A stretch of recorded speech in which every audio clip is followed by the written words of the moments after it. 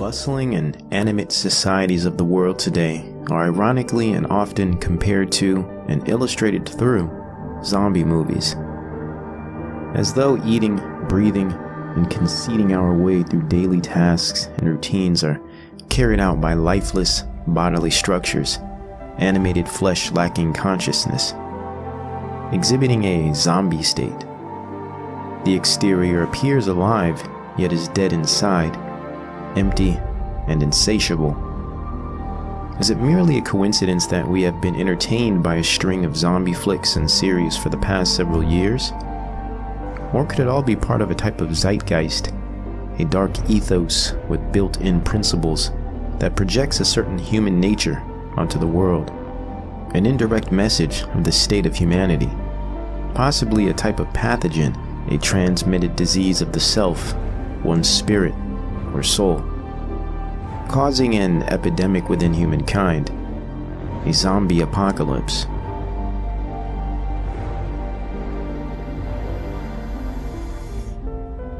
But what if this state of being, or lack thereof, is something much more specific, something that doesn't just eat away at the flesh, mutating one's appearance, but eats away at one's soul, not merely disconnecting them from life, but from God? Modern society may not exactly be suffering from a literal zombie apocalypse, but it is suffering from something analogous, something closer to a zombie state than its definitions may readily offer. This is the narcissist apocalypse.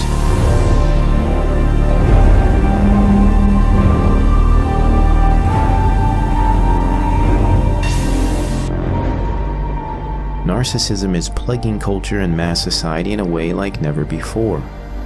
Similar to the zombie, it exists, feeds, and destroys aimlessly, for no logical reason outside of an instinctual driving force that seeks to gratify itself, and itself only. It has become more than a trend or behavioral extreme.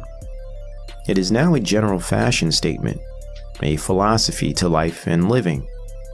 Theorists today define it as a type of socially adaptive strategy formed in response to cultural norms or abuse.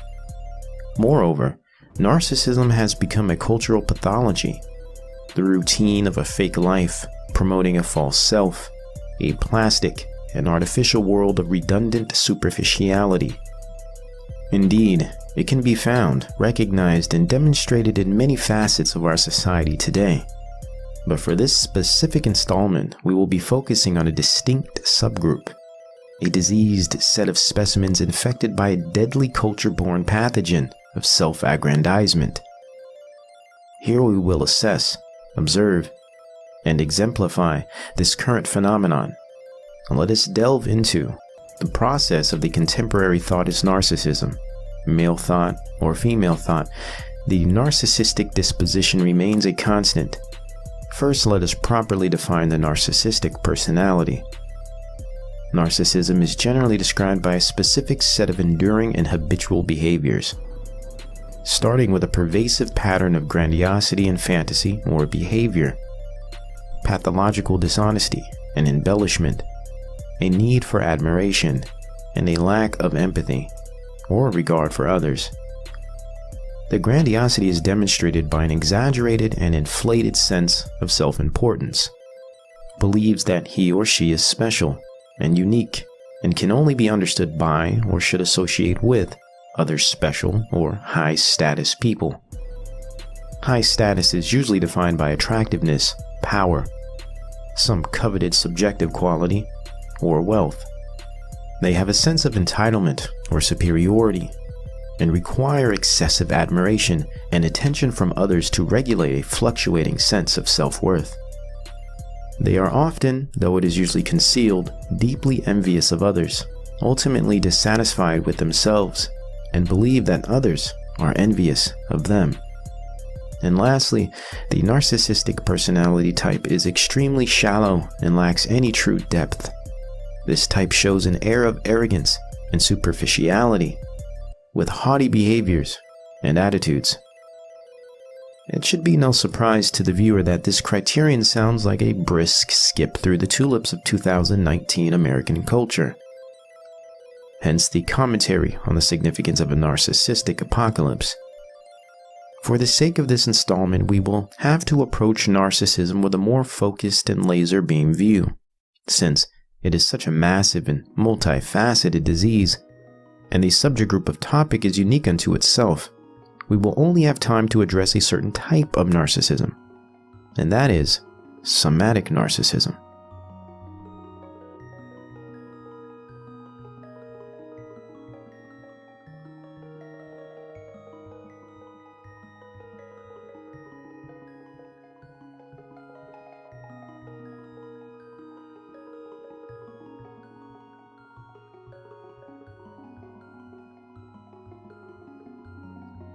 According to Vaknin, the theorist behind the designation, somatic narcissists leverage their bodies, appearance, material assets, and mainly their sexuality to secure an uninterrupted flow of attention and adulation.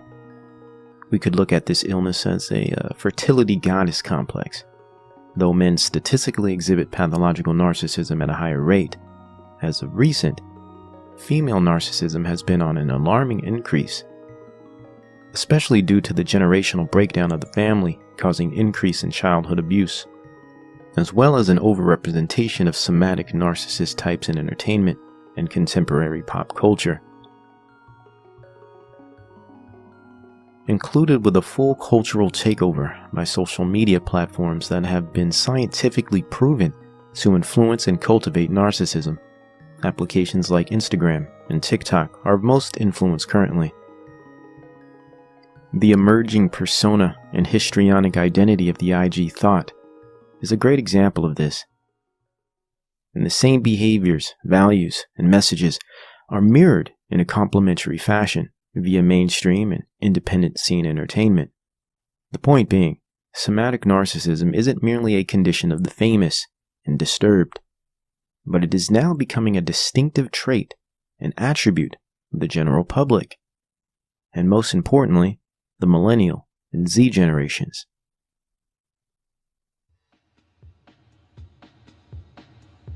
What are the typical features of somatic narcissism?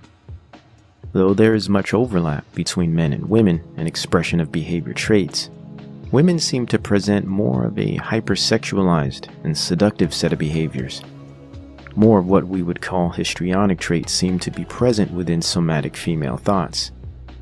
Histrionic behavior, borrowed from the traits of histrionic personality disorder, a subset of cluster B narcissistic patterns, is mainly described by an obsessive need of attention, positive or negative, with a preoccupation with the need to be the center of attention, coupled with exaggerated affect or inauthentic emotionality and dramatic behavior, followed by very seductive, sexualized, overall nature.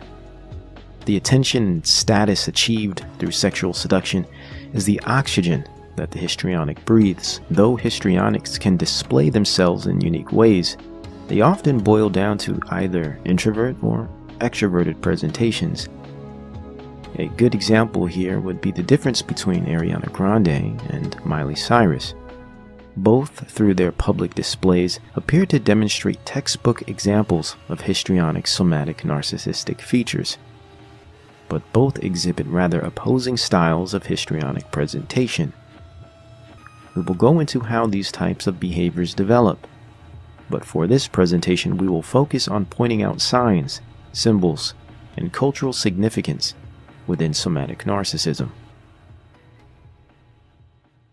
Somatic narcissists in pop culture entertainment typically display behaviors of a sex addict or the histrionic. One important point to make here is that sex addiction is always synonymous with narcissism.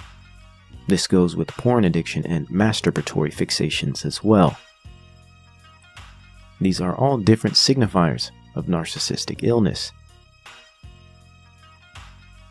Though we also must mention that not all narcissists are sex addicts or porn addicts, but all sex addicts and porn addicts are inherently narcissistic. We will also eventually be going into the development of these toxic preoccupations as well, but let us continue. A glaring component of somatic narcissism is the obsession and distorted identification with one's body, properly termed dysmorphia. All narcissists suffer from dysmorphia to degrees, yet the somatic variety suffers in the most debilitating way. The current thought and processes thereof are imbued with identity and bodily dissatisfaction and confusion, or some level of body shape obsession. Most importantly, the body is always used to sexually seduce, sometimes in subtle ways, and in others overtly. But the body and appearance is always utilized and accentuated to garner attention or praise, envy, or lust. It becomes a source for and a gauge to determine self-value. Since the thought process is void of a complete and stable sense of self, a lack of depth, substance, and character, they resort to a base-level form of consciousness and identification. She becomes an object and objectifies herself in order to create a self, an image to provide some sense of meaning or purpose. The postmodern era thought of today is a somatoform, or a woman with warped body issues and a low sense of self-worth. Usually exaggerated, promoted, and accentuated for praise, the somatic narcissist hates their body, as they do themselves, and they leverage it like a tool to secure a false and sexualized sense of self-identity. Evidence for this idea is their exaggerated and distorted display of bodily proportions. They aim to advertise themselves as a caricature and not a natural human being. Similar to a bulimic, a sufferer of anorexia, or the gear obsession of bodybuilding gym bros, the perfect body-fixated somatic narcissist is incapable of rationally perceiving the true state of their own bodies. In their eyes, it is always flawed and deviates from their twisted sense of perfection or cultural standard. Hence their obsessive motivation to enhance it, poke it, and fill it with substances, or purge, defile, and pervert their form until it appears to fit within the demented vision they faithfully nurse in their minds. What's worse is the trends that follow, by way of the halo effect and cult of personality and cult of celebrity. These dysmorphia-born demented visions become normalized into society and pop culture. Their cartoonish bodies are lusted after by the sexes for no good, healthy, or rational reason, and even mimicked and adopted by the narcissistic general population.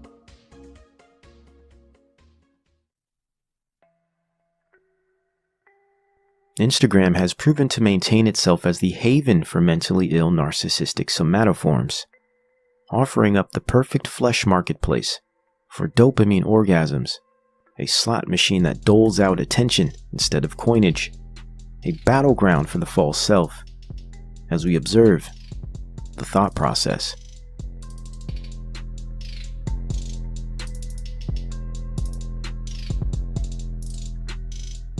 They crawl and occupy social media feeds and story threads to be seen, revered, and reminded that they matter. Remind them that they are real and alive. They treat their face the same, like a detached edifice, an ornate storefront selling the goods, a prized bread-winning horse in the big race, beating their face, as it were. The somatic narcissist leverages their facial structure with elusive contour and exaggerated flair to again secure an uninterrupted supply of attention, adulation, and praise. The deep-seated insecurity of the narcissist needs a consistent stream of reassurance and acknowledgement. Hunting eyes and hearts, man-boys and the envy of other women, casting out a net desperate to convince and re-establish the validity of their grandiose sense of self, or garner compliments to appease the depravity of their permissive self-loathing. Empty inside, clueless to their true selves, the narcissist seizes their detached bodies as weapons of mass destruction. Destruction of themselves and those whom they encounter. aimed at the masses, speaking in archaic, animalistic, base-level language. Their devices like cuneiform tablets, black mirrors, or a vanity set, while they look down at it compulsively. Mirror, mirror on the wall, who is the fairest of them all? The smartphone has become nothing but a mirror as we gaze into it, awaiting our audience to reflect our illusion, establish and validate our image, and define its value. But what about the distinctive behavioral degrees of dysmorphia? Two specific degrees appear to present themselves culturally. The first degree, one in which we see very typically on, say, Instagram, Snapchat, and the like, general superficial society, can be understood as the exhibitionist degree of dysmorphia, mainly detected by consistent levels of low self-esteem, chronic depression and anxiety, substance abuse, and addictive personality traits, as well as high levels of figure obsession, extreme fluctuation in looks and appearance. We could call this the hollow doll category of dysmorphia. Empty inside, obsessed and preoccupied with the labored management of the outside, the ornate edifice of image, the false image of self, superficial, shallow, simple-minded, and blemish-phobic. The hollow doll remains as the entry-level category of dysmorphic somatic narcissism. This first degree of dysmorphia is that in which threatens the development of very young, impressionable girls today, especially the 11 to 16-year-old ranges. Though somatic narcissism is not unique to females only. Just wait until we cover the male categories of somatic narcissism. This is when things get real interesting. But for now, let us continue. The second category of degree is a subclinical type of dysmorphia, detected by its more severe and obsessive nature. This degree would be termed fragile dysmorphia. Fragile describes the heightened degree of narcissism and lack of self and identity. What makes the fragile somatic narcissist stand out is their encompassing fixation on their bodies and appearances. So obsessive that in this degree we find the presence of not merely accentuation, as in the exhibitionist, but even augmentation and exaggerated enhancements. For instance, boob jobs, nose jobs, facelifts, butt shots, and excessive tattooing are all clear signs of fragile somatic narcissism.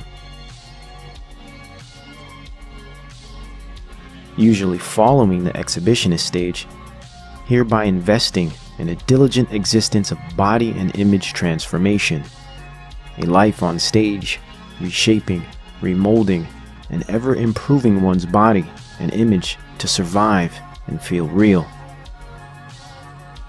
The excessive and obsessive nature of their need to seduce and appeal to others is indicative of pathological narcissism, demonstrated by a hypervigilant attempt to be seen and coveted, which is a result of a massive void of self, fear of intimacy, and insecurity. Kim Kardashian and sisters would be the quintessential example of a fragile somatic narcissistic family. In fact, we are experiencing something called the Kardashian effect, whereby the somatic narcissistic dysfunction of an individual has been proselytized, monetized, and normalized into the greater part of society, such that this illness and sense of malignant self-regard has become cultural and ubiquitous, especially within the Generation Z and millennial populations. We are now witnessing a bodily dysmorphic culture of subclinical somatic narcissists.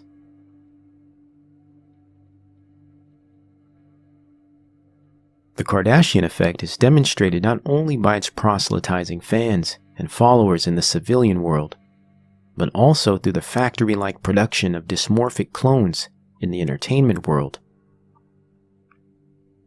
For example, and likely the most influential Kardashian effect result to date, is Nicki Minaj, arguably the best example of the histrionic somatic narcissist we have at the moment. Minaj has seemed to apply a ruffian, primeval aspect to her narcissistic image. Jezebelian, one in which Kardashian does not seem to exhibit as such.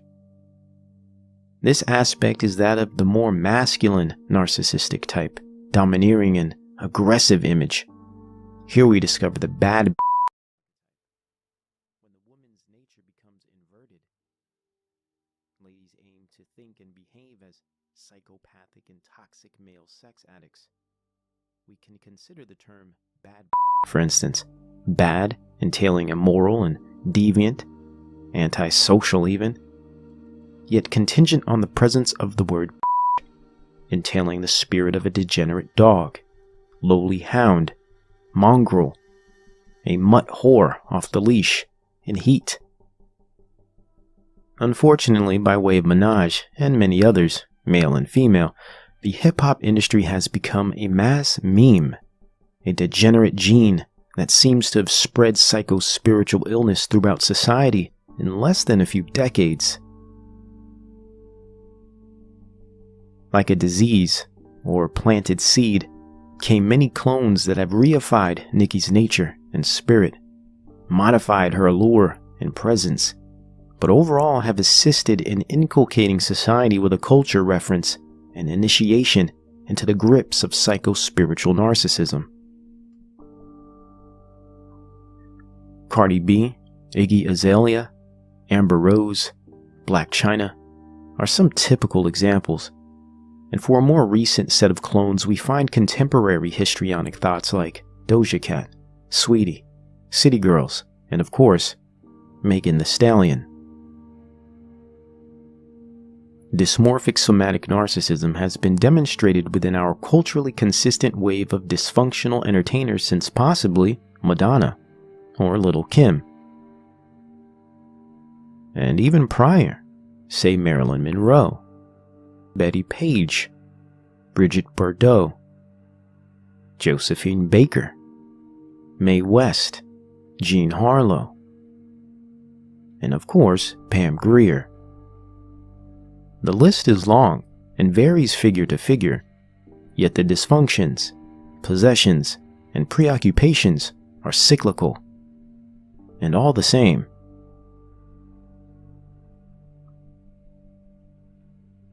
Again, we witness the modes of somatic narcissism through bouts of depression and self-loathing, emotional dysregulation, serial dating, infidelity, and patterns of toxic relationships. Fluctuating feelings of self-worth and image, the often histrionic, and even sometimes borderline, as with Lindsay Lohan, but always narcissistic. The somatic narcissist uses their sexuality, bodies, and image to seduce the world into loving them, supplying them provision, fame, power, and worldly comforts. Leveraging their appearances and sexual prowess and allure to secure an uninterrupted flow of attention and adulation.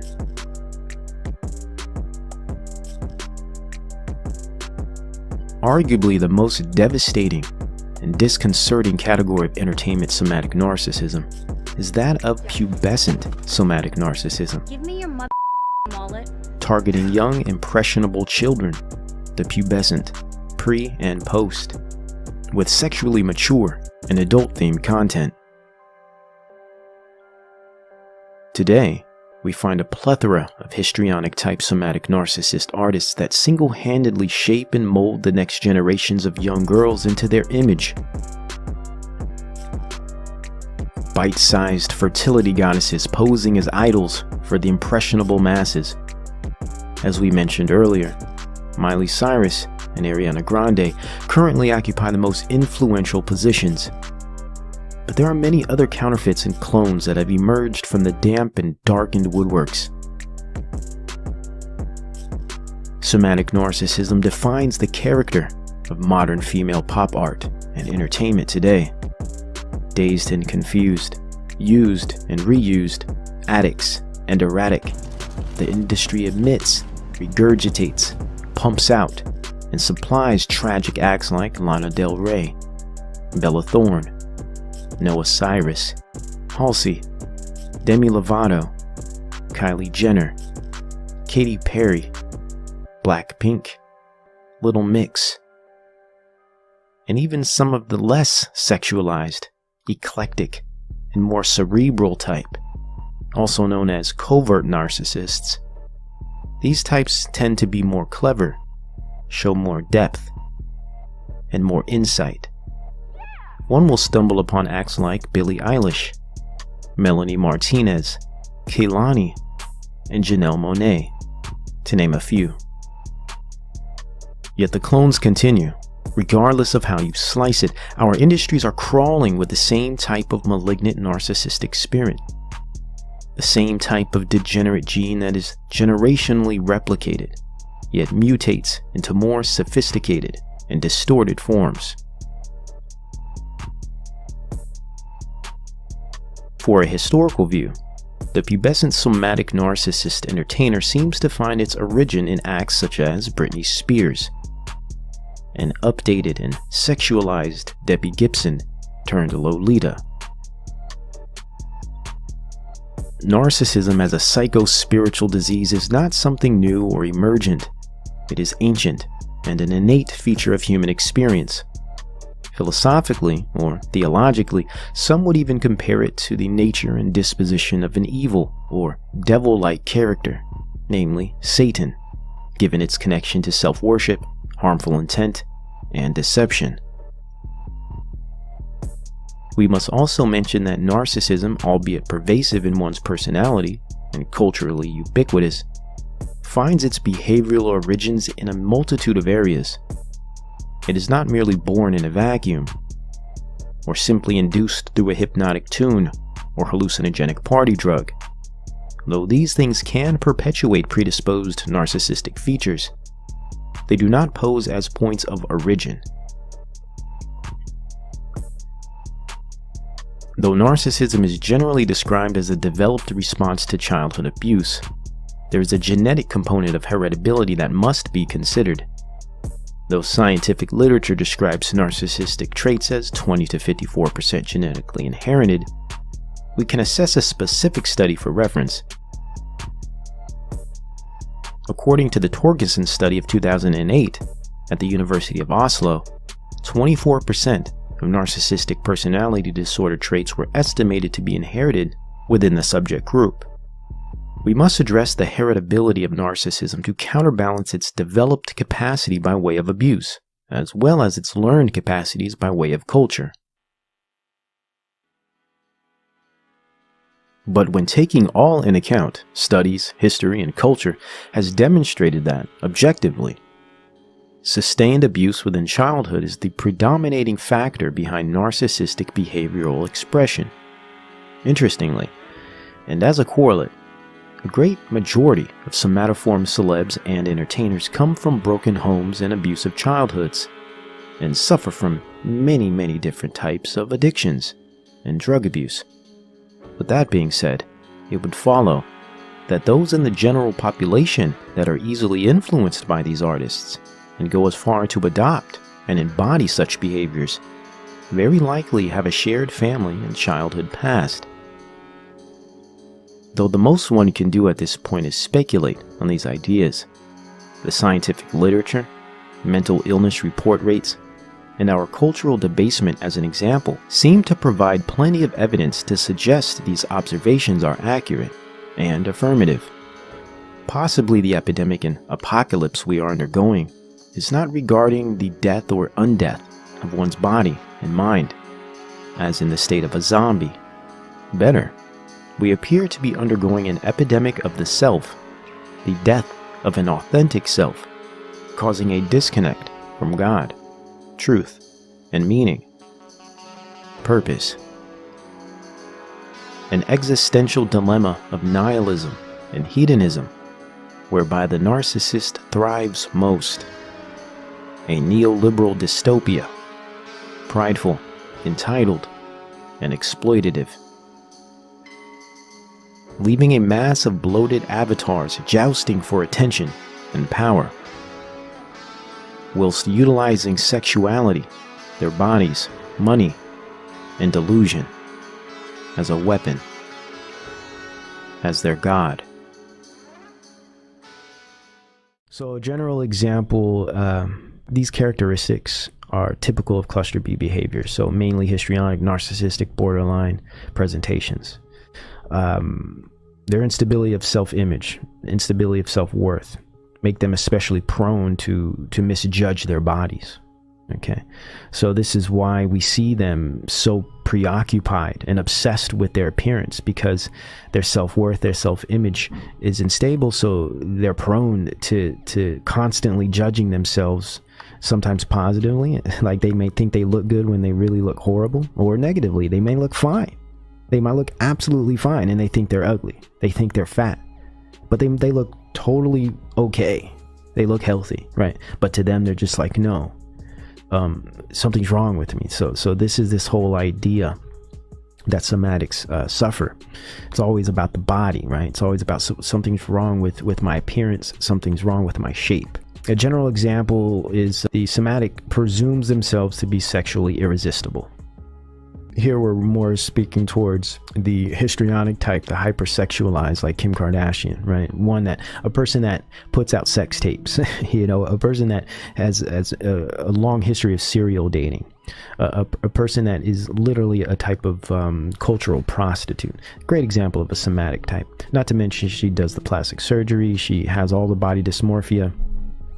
It's really perfect example. But yeah, sexually irresistible, exuding sexuality, right? Statuesque in shape, right? Godlike in appearance, chiseled. Okay, you use that term. Oh, I want to be chiseled. This idea of chiseled or Coke body shape. These are all like ideals that kind of sets the tone for the somatic narcissist. Chiseled, Coke body shape, etc. This idea of Greek god, right? It's often referenced, the body of a Greek god, right? These are all different forms of somatic narcissistic perspectives. And people who are preoccupied, this is a good way to look at these things. Now, of course, anyone preoccupied with this stuff, they're not Christians. Okay, let's just get that straight, right? People who are just totally focused on all of these things, they're not Christians to begin with, even if they claim that they are.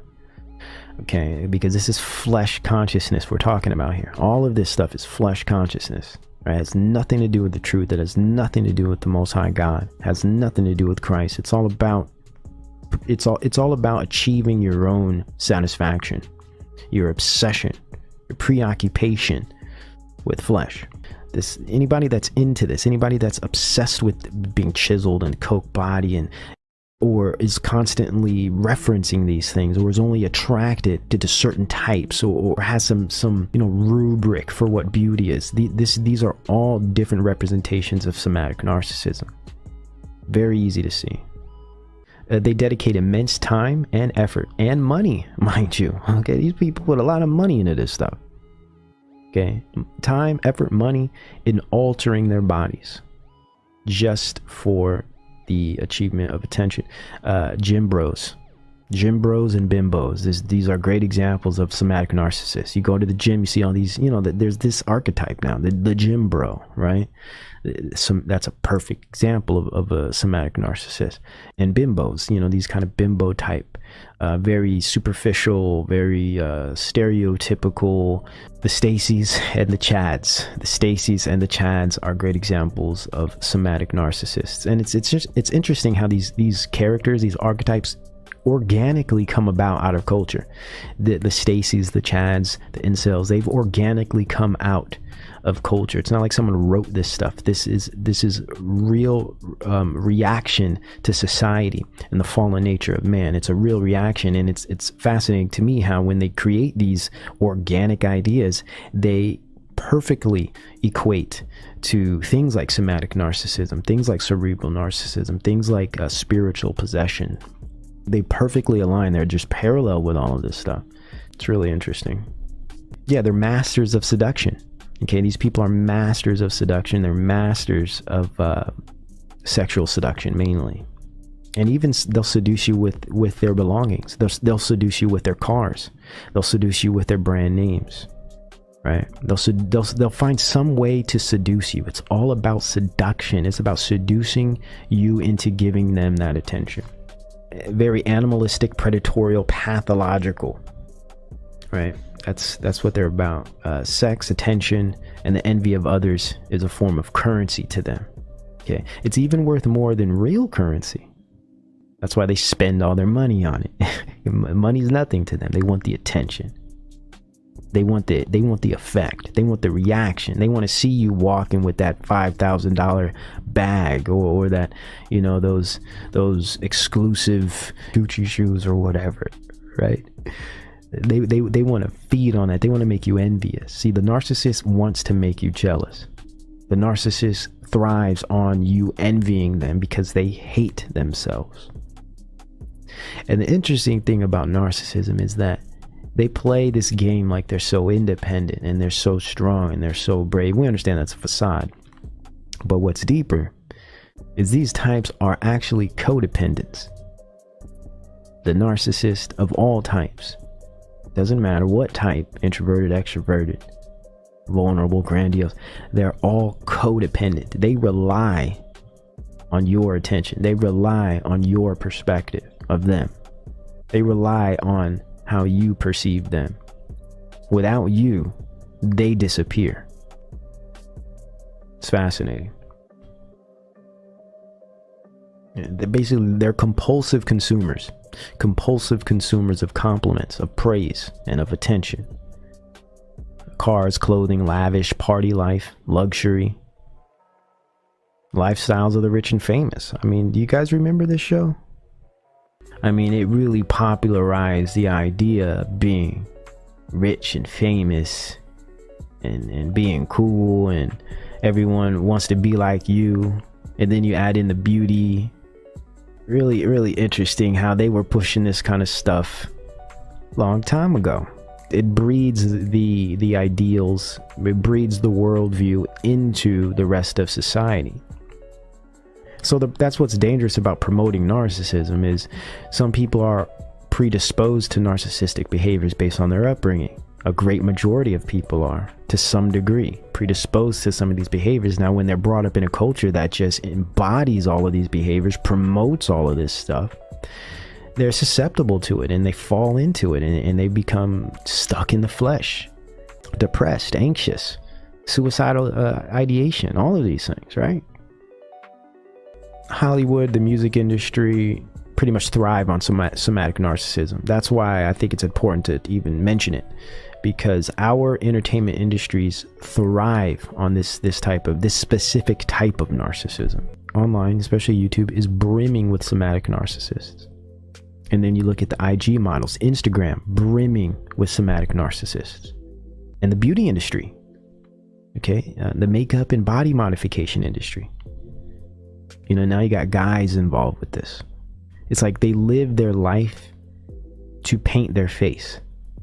It's such a massive industry, and all they do is paint their face, and they try to make themselves look different by contour. There's this whole contour movement where all these girls, they're just so obsessed with like changing their shape of features and manipulating your perception of their features by putting makeup in certain ways that makes them appear in their eyes, or basically to their standard, more beautiful, right? And of course, I know they're trying to appeal to symmetry. I get it. There is this real component of form called symmetry, and the more symmetric a face is, the more attractive it appears. I understand the science of it, but it becomes narcissistic when practicing this type of face painting becomes basically your identity.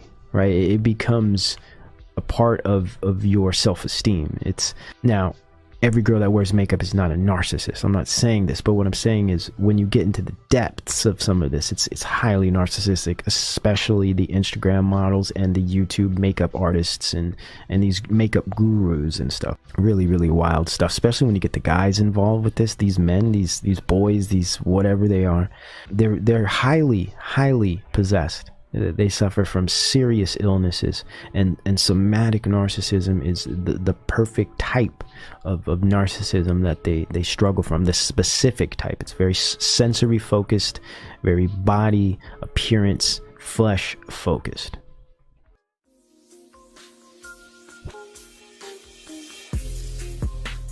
If a man's art is a reflection of his being, the example for that which comprises his mind, his fears, his passions, or his unique gifts to the world, and this art becomes an art form, a metaform that contains the power to shape and reform the collective the man partakes in, how then can we rightfully divide the man from this art, an art form from society?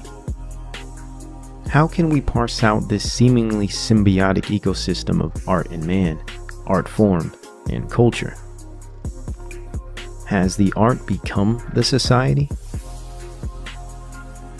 Has the man been replaced by the art? Has the medium truly become the message? Has life and society become but an art form reflected? A systematic shuffling of curated images, no longer an authentic existence with direction and meaning, but a spectacle, a free-form social relation among people mediated by images. If so, who is this man? And from which realm have these images and this art bloomed? Art, like any other particular within this world, can be a cure or a curse, a weapon for good, a weapon for evil.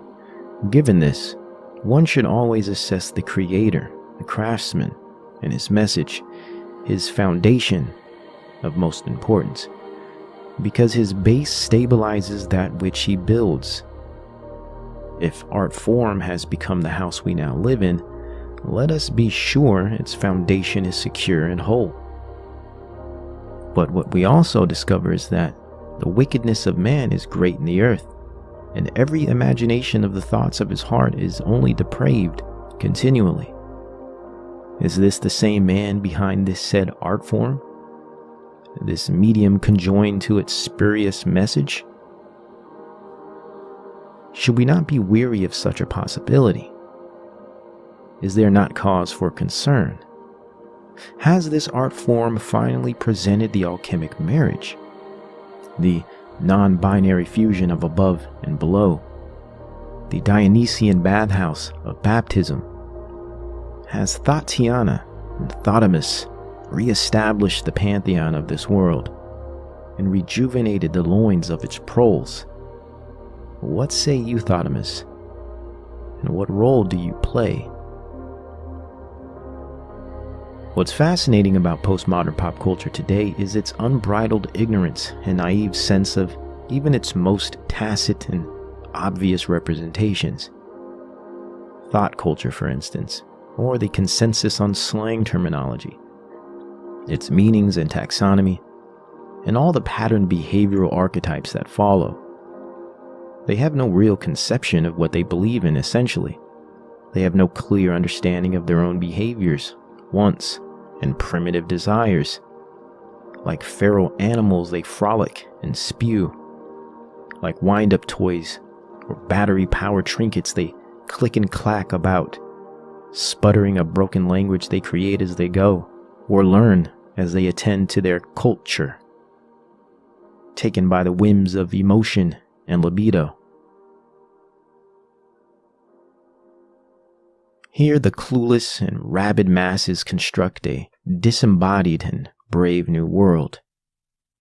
The interesting aspect of it all is that their cultural behaviors and compulsions are extremely easy to describe through different forms of psycho-spiritual pathology. If they only knew that much of their trends and postures accurately describe verifiable examples of pathological mental illness. Right. Crazier than crazy. Documented sets of toxic behaviorism, and types of activity found in demonology. as we witness the inversion of the sexes and merging of the genders, we also discover a pathology within public behavior. As a culturally dominating feature, we can see somatic narcissism restructuring the order and direction of things, foreshadowing things to come, while disintegrating things that once were. Thotimus, we will call him, or the postmodern male of today's popular culture, is a great example of the pathological somatic narcissist. At times grandiose, and in others more vulnerable or covert, the somatic type of narcissistic male is all-encompassing and permeates the structure of what we once knew as masculinity. In fact, and to be clear, there is very little masculine about the postmodern male today. Often described as toxic masculinity, alpha male, or chauvinistic, male culture today is not masculine at all. It has become an inversion of masculinity, a distortion of its principles, similar to how femininity has experienced an inverse treatment. As a butch woman, and dating has been awesome. For me, it's about being dominant. Sex toys just totally aren't my jam. As a butch woman, I like to use my hands. The somatic narcissistic male of today is a pseudo-alpha specimen, coupled with a sensual, beta-type nice guy specimen, a weak, emotionally unstable, and insatiable childlike being. Both, and to varying degrees, pursue the life of a false self, consumed by self-deprecation or grandeur, pornographic obsessions, and a reliance on the acceptance of others. The postmodern male of contemporary culture is an impotent lout, a parasitical growth within the bloodstream of our species, threatening its survival. The most troubling aspect of this condition is that it appears to have been procured and rolled out by design, and now promoted through mass distributed media screens, commercial product marketing, network news, and mainstream broadcasting of all configurations. The pseudo-alpha male and the sensual beta-type male have, in exchange for authentic masculinity, become the rubric for a new manly duplicity and postmodern manhood in general. A double-minded man, unstable in all of his ways. Thotimus reigns as the pantheon phallic god of the pseudo-alpha male variety, the shallow and desperate man-boy of low character and resolve, that thinks between his legs and bears little fruit above the neck. We find most of his attributes fashioned through the sentiments of the hip-hop culture, a modern musical paganistic sex cult that hides its spells and rituals behind hypnotic beat algorithms and further disguises itself in superficial appeals to ethnic pride and a universalist shared identity. But if we were to be honest, we would have to locate its true genesis within the 70s blaxploitation film. Here we find the lowest and most exploitative aspects of inner-city black culture catapulted into mainstream society. Draped over the eyes of viewing audiences, decorating the next generations with the perfect urban regalia to demonstrate they are down and hip, cool, and later, about it. A long drawn-out succession of depraved, degenerate, and overall counterproductive elements of black culture has eroded sensibility and virtue within the mass sociocultural milieu, and in response, has systematically redefined the behavior of its citizens, and moreover, popularized, monetized, and lionized a new representation of the popular man. A residue that has rubbed off and accumulated itself, growing more and more deranged over time. Though there are many facets within the deconstruction of the natural masculine, for instance, dysregulated socioeconomics, usurpation of naturalism over Christianity, technological progress over moral foundation, quantification over qualification, narcissism over community, state over family. The list is long, and all play their specific roles succinctly. But of most salience to the postmodern eye is the conspicuous projection of mass media pop culture and the deep-seated messages therein. The new popular man of cool, sexually omnipotent and irresistible, detached and cunning, smooth yet hard as granite. The popular man demonstrates all the specific facets of the somatic narcissist.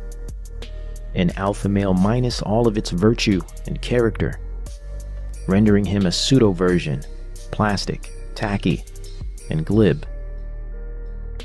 Detached from a true self in exchange for an image, detached from his own body, such that it becomes an inanimate object that he wields like a sword, not for fun, but for his own imaginary survival, to slay his prey and exhibit his dominance over all that he hates and despises, all that repeatedly remind him of his true impotence. His entitlement turns to murder as a recompense, a reimbursement for things ungiven, fulfilling the massive black hole within him. Thotimus is a fiend of the libido, a slave to it. He is an autoerotic sex addict. In lieu of a body to manipulate, his libidinous drive seeks an outlet, anxiety relief.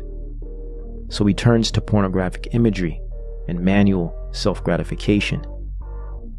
The homosexual act of masturbatory fixation. Postmoderns today endear the act with the term fapping, an act once designated to pubescent boys in hormonal transient stages, has now become culturally ubiquitous, cross-generational, and overall pathological. Amidst a neo-age of weak and deracinated men who today seem to encounter life similar to children, a strain of cultural neoteny sets in, whereby arrested development is normative and behaviors of earlier stages in life are retained, reconstituted, and practiced habitually. This new atomized culture and deracinated men and women create a void within them where substance and meaning is to exist. A state of existential dread ensues. Therefore, they inherently default to the lowest common denominator for direction and satiety. They default to their base level understanding, the flesh, sexual stimulation, sexuality as a philosophy to life, and filter through which one experiences it. This lifestyle, rid of direction, order, and moral foundation, waxes one cold, aloof, naive, and susceptible to the darkest natures of mankind. A good example of the result of this dynamic is the archetype of Thotimus, the sometimes pseudo-alpha, other times sensual and soft beta type. Thotimus takes on many presentations and expressions, but his lowly spirit of pride, lust, and depravity infiltrates all forms. He resembles the behavior of a vampire, surviving on the lifeblood of others, yet never truly resuscitates his own deadness, merely feeding for the sake of feeding, yet never feeling satisfied. He objectifies himself in the same way he objectifies others. He aims to be the object of desire to his audience. That very audience becomes an object as well. People become interchangeable mirrors, discarded when they give the wrong reflection, and idolized when they reciprocate admiration and perfection. To Thotimus, people are sources of narcissistic supply, props on the set of his grandiose feature presentation. He is the writer, director, and lead role, the auteur. All the world is a stage, and the cheers, sneers, and lights breathe in him life. As people become objects, their quantification becomes crucial. The more the merrier, the less the more depressed. Hereby existence becomes a numbers game. Likes, followers, bed notches, and hopscotch dating options. Existence becomes a competition. One-upmanship supplies him points and therefore purpose. He is being seen. His life depends on it. Existence becomes the sole pursuit of being noticed and coveted. The spectacle of the self. A cheater, a liar, a thief in the night that revels in the despair and misfortune of others. Puffed up and godlike, he aims for henosis, a union with divinity. Through theurgy, he achieves a false sense of godhood. Theurgy being his craft, his ritual, the art form. How about some early examples of the thoughtomist archetype in popular culture? Rather, male proto-thoughts of our generations that have, along with their female counterparts, posed the confluence of gender-specific somatic narcissism in entertainment culture. Further, imposing a new libidinal image of man and woman, allure over substance, sensual influence through seduction, manipulation, and promotion of image replaced that which was once expected and appreciated in the character of man and woman. Several influential and classic alpha-type examples of thoughtomists would be James Dean, Elvis Presley, Paul Newman, Sesu Hayakawa, Melvin Van Peebles, Shaft and Dolomite, Richard Gere, Burt Reynolds and Tom Selleck, Fabio, and Antonio Banderas. Examples of more beta-type male thoughts would be Rudolph Valentino, Rob Lowe, and Johnny Depp, to name a few. But the male thought of today seems to be much more influenced by the music industry than Hollywood. Though they both play a part, currently young men today seem to demonstrate a postmodern hip-hop induced variety of male degeneracy. With that being said, it would only be right if we look back into some early music cultural influences that have manufactured the contemporary male thought of today. Music and its strategically designed artists have always had its seductive and libidinal influence on its audiences. Performance art in general has demonstrated this component. Vaudeville, for instance, which one could argue single-handedly laid the foundations for the porn industry that would develop decades later. The art form here seems to provide a type of trance-like experience through auditory forms, and mixed with specific messages and images. Certain moods are then created, reactions and behaviors are then produced by way of those moods. Here we find a stimulus-reaction cycle in entertainment music that can be described as libidinal induction through hypnosis. The libido, or sexuality, plays as the linchpin within the process of the entertainment-born stimulus-reaction cycle. This specific cycle is that which has not only been used to popularize entertainers and musical brands through seduction, but resulted in a cultural affect that mirrors the messages and libidinous nature of the entertainment.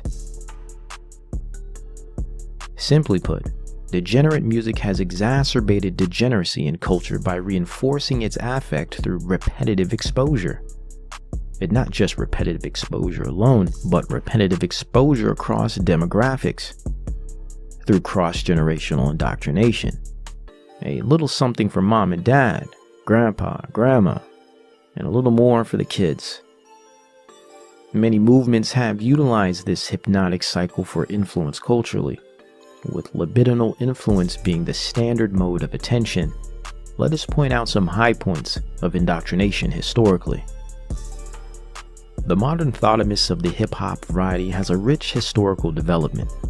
Of course, we must always begin the libidinal disturbance in culture with the sexual revolution of the 60s era counter-cult. You know what I mean? You talk about the hippie. What is the hippie? Where does the name come from, hippie?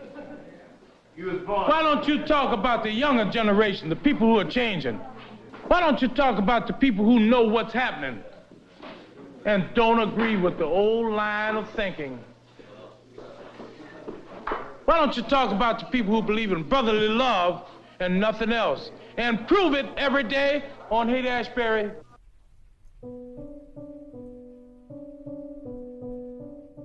Here, the confluence of sexual and value promiscuity, drug abuse, unbridled pursuits of pleasure, and passive leisure uprooted all semblance and order within humanity, kicking off a greater path of deconstruction and derailment of human existence on Earth.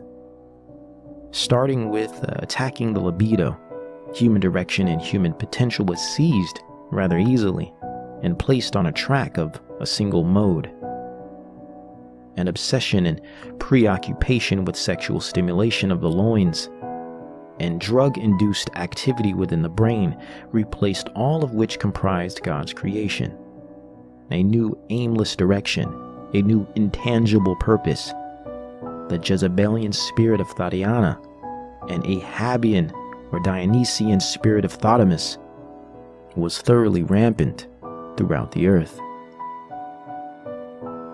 Soon this counter-cult would transform into Uranian dens of bacchanal, raging druggy and orgy groups, like the factory of Andy Warhol, or the developing disco era, which provided Studio 54, Bacchanalia in White Nose and Numbface. How does all of this relate to the current Thotimus of today? Well, where do you think hip-hop got its start? Why, yes, the disco era, and its culture birthed the first representations of the hip-hop movement. Though it is taught that Kool Herc and this one-man band organization spawned the art, it is rarely taught where most of its music was experienced and where most early popular rap acts were allowed to perform. The dark and dreary homosexual dens and bars that reside within and adjacent to the inner city communities. Turbo Thought and blistering somatic narcissist Grace Jones had her start behind the same walls and was part of the same movement. At this time, proto-hip-hop culture and disco funk culture were synonymous, and in many ways, so were their messages. Sexual ambiguity, androgyny, illicit and customary drug use, buttressed by flagrant narcissism, the children of the counterculture, disco, funk, and hip-hop slowly transformed the nature of the popular man, more and more. By the early 80s, we would receive acts like Too Short. We could consider this figure Thotimus Prime, forming what I term the neo-blaxploitation movement. Too Short reintroduced the spirit of Superfly, the Mac, and Big Willie into the budding inner-city black rap culture, playing on the characters and being influenced by local heroes within his native Oakland and Outer Bay Area. Too Short turned out many young and up-and-coming boys, turning them into quintessential examples of grandiose, woman-hating, woman-using, attention-seeking, somatic narcissists. The postmodern deranged, libidinous male. This movement would dovetail with other areas of entertainment and reconstitute its allure and message. Later, we would be exposed to acts like 2 Live Crew,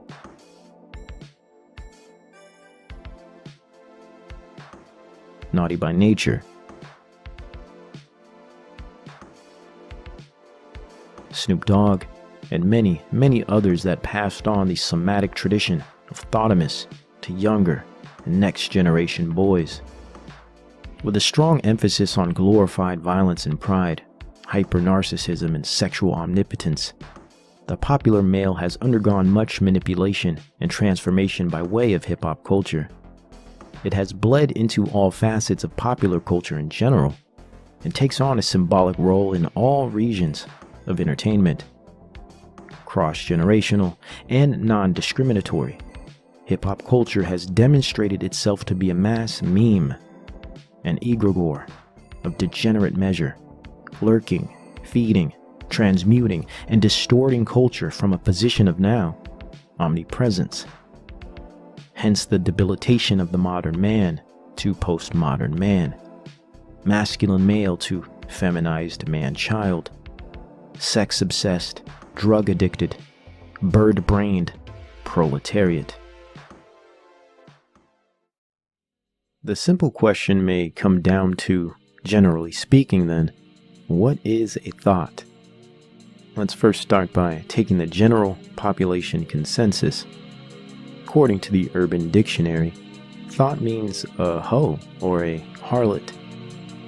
To flesh this out further, we can refer to its Chicago origins, where we discover in fact that the word thought, T-H-O-T, is an acronym, standing for that hoe out there or that hoe over there. Remains as a phrase that comprises the means of categorization for a less than respectable woman, a lady of the night, or a maiden loose in the pants and moral capacity, a female that is defined by and understood through her pathological behaviors that are solely of a sexual nature. A lady, woman, or girl preceded by, preoccupied, and obsessed with her experience, sensation, and utilization of her genitals in relation to self and others. Very little depth, character, integrity, nor virtue are discovered in the general thought archetype. Though we have discovered this archetype has been defined as exclusive to the female, it would be wrong and inaccurate for us to accept this short-sighted definition, since it is evident that this same set of values and pathologies are found in men and expressed in similar ways. Male thoughts and female thoughts exist and are growing in number at a rapid rate. Moreover, it is not any issue of gender that we need to address here, but it is the set of values, dispositions, and behavioral pathology that underpins thoughtery in general that calls for an in-depth assessment. Included, we will attempt to address the several key factors or events that demonstrate an influential relationship to the development of thought-like behavior and thoughty lifestyles. I maintain, and as a hypothesis or held contention, that the thought archetype is but an indirect or incidental pop culturally born euphemism for subclinical somatic narcissism. Point being, the boundless depravity and feral nature of pop culture has devolved itself so that it has organically produced a definitive set of behaviors that align with a specific type of mental illness pathology, verbatim. And that pathology, I maintain, is that of somatic narcissism. Within that pathology, we find both varieties of narcissistic expression, those being based in either an introverted or extroverted temperament. Covert, also known as vulnerable narcissism for the introverted, and grandiose or overt narcissism for the extroverted. In many cases, especially those of higher severity and clinically diagnosable, one will find expressions of both covert and overt narcissism. Typically comorbid in these presentations, one will discover elements of cluster B behaviors in men and women. What is the simple point being made here? Overall, what popular culture today deems as the thought is theoretically a provincial take on something extremely sophisticated and well documented. My hypothesis is simply that the thought is merely a slang description or a strictly symbolic example of the cluster B personality, and namely, the somatic narcissist. And just like this cluster B personality spectrum varies in its expression, locations, and demographics, so does the behavior set within thoughthood. All thoughts aren't the same. They all do not walk, talk, and look alike. Thoughtery is not age, race, gender, class, or orientation specific, nor is the condition permanent, though they speak the same language.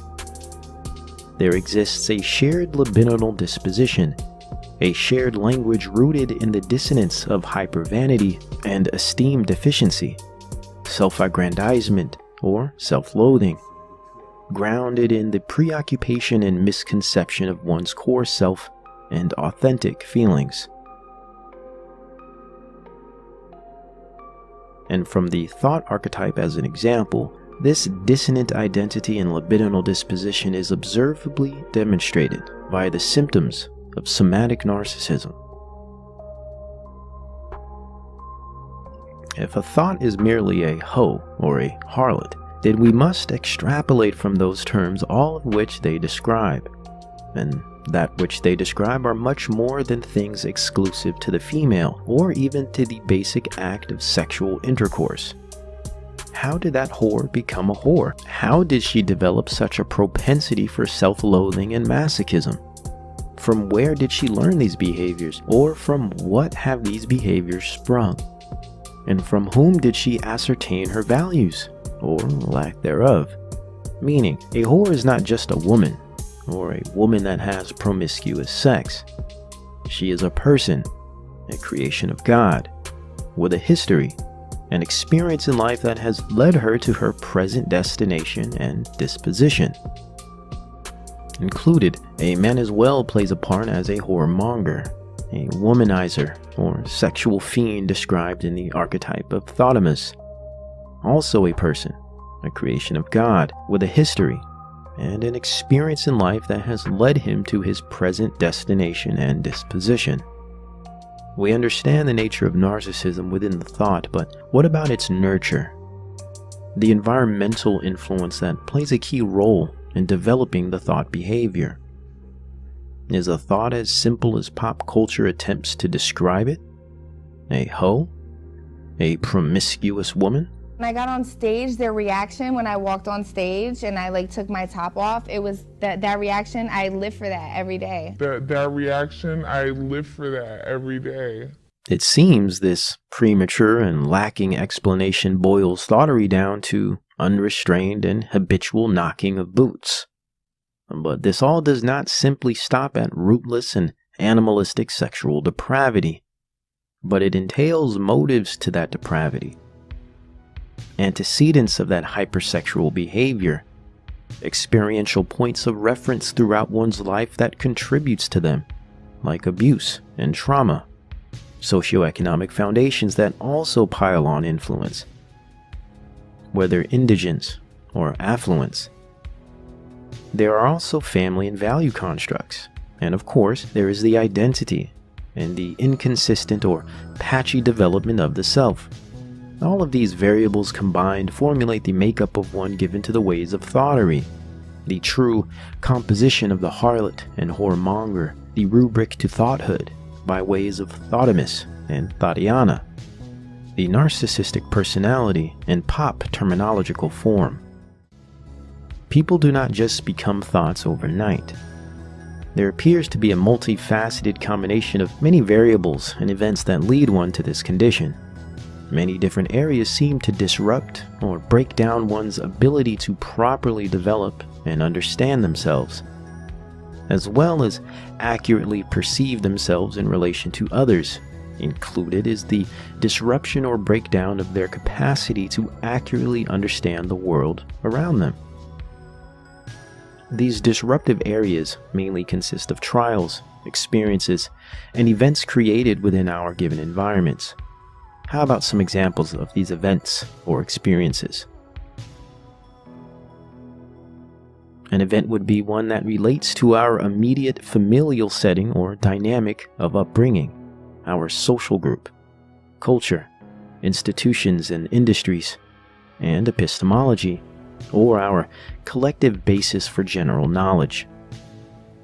If events with these areas are assisting in the proliferation of normative narcissism today, and narcissism is theoretically described as a behavioral response to trauma, we then can consider these events as traumatic events.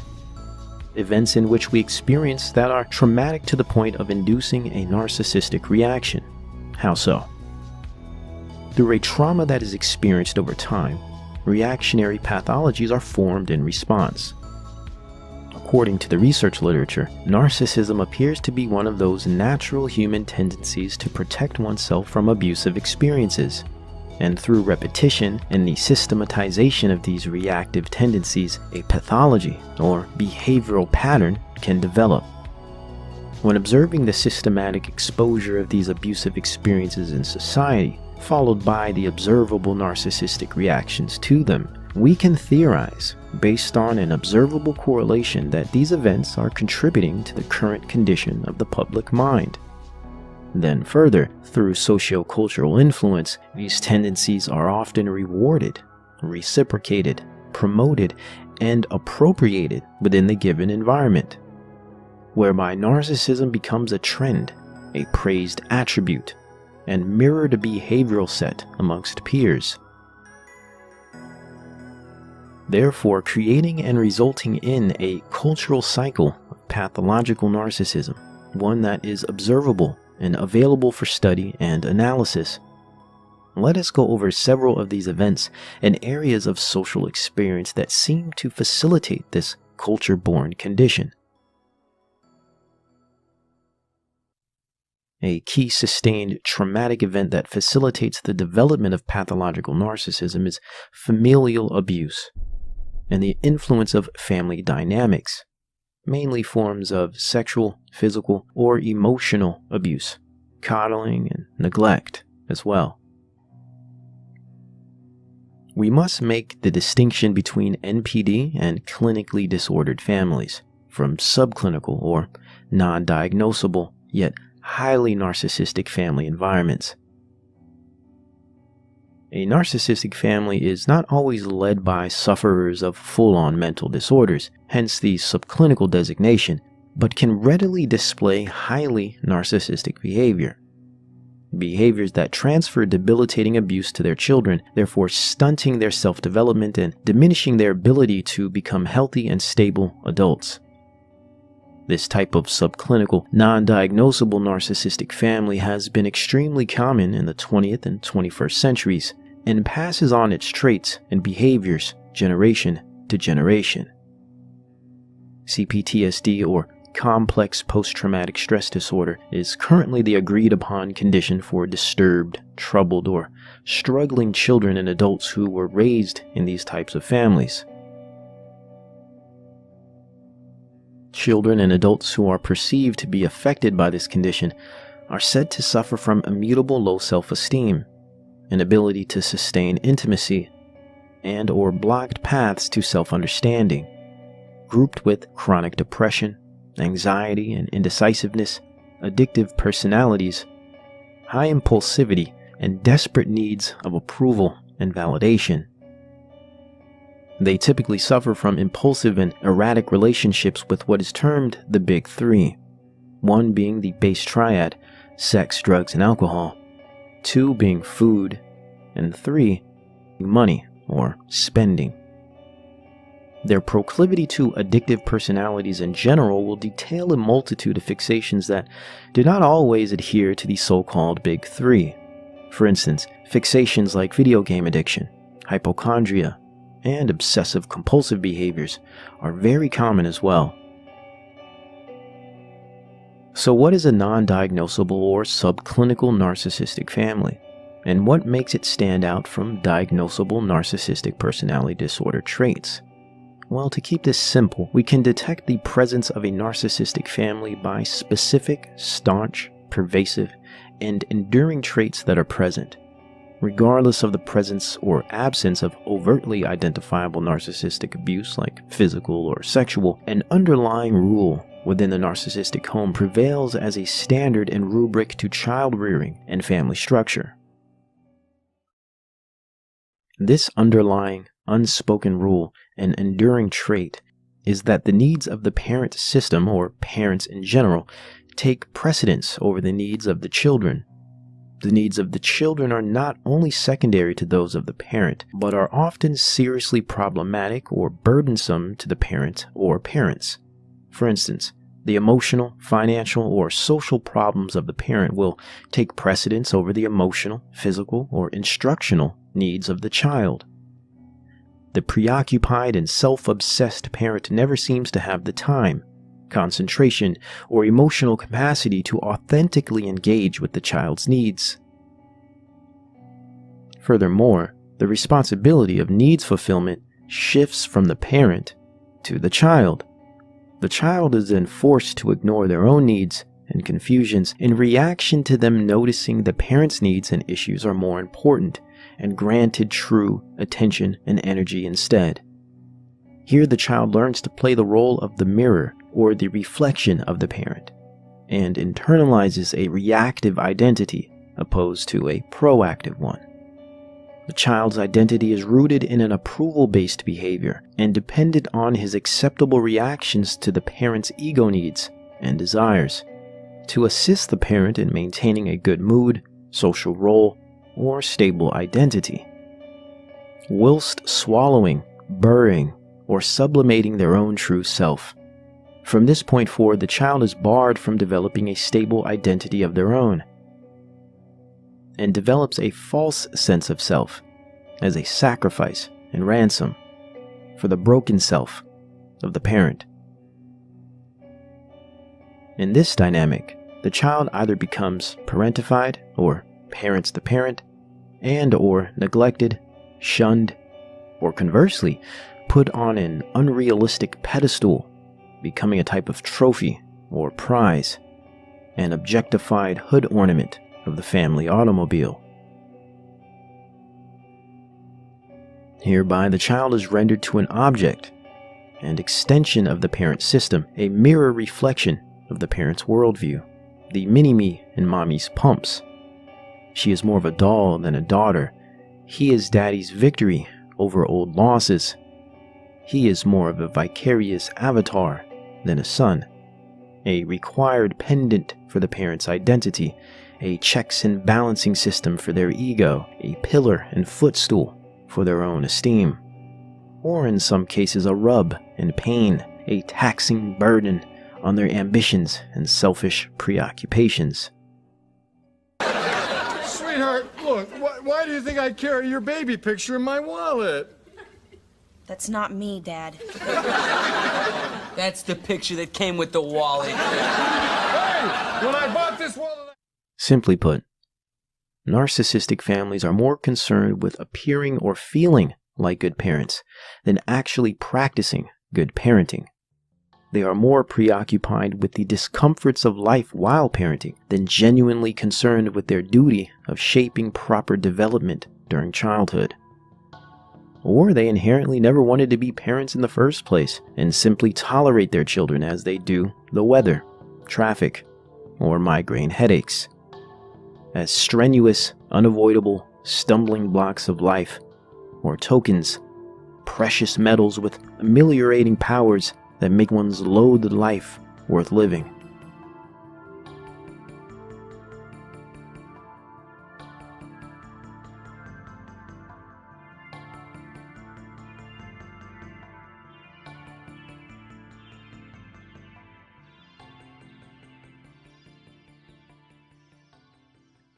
They either swallow the child or play hide and seek, pretending to be invisible. Therefore, the child grows as a reflective and reactive subparticle of the family, an all or nothing afterthought. Never a true individual with authentic personhood, but a sidekick, a project piece or frame on the wall of a vapid and superficial home. The child is then, and throughout adulthood, debilitated in any true sense of healthy development. But it is also important to mention that the formation and proliferation of narcissism is enigmatic and hard to pinpoint. For instance, abusive families produce perfectly healthy and stable children, while perfectly stable families can produce abusive and disordered children. Nature-nurture dynamics, predestined orders of God, as well as developmental interactions between varying personality types seem to provide the most accurate explanation for this perplexing arrangement. Just because one has been raised in an abusive family does not guarantee that one will develop such disruptive psycho-spiritual conditions. Nor does stable and consistent family life promise stable and consistent adulthood. There are many factors at play, and exceptions are always considered. Yet it is the rule in which we are discussing here that appears to be having the greatest negative effect on the public mind and society as a whole. Another important traumatic event for the populace is the ongoing and systematic presence of 21st century technological conditioning.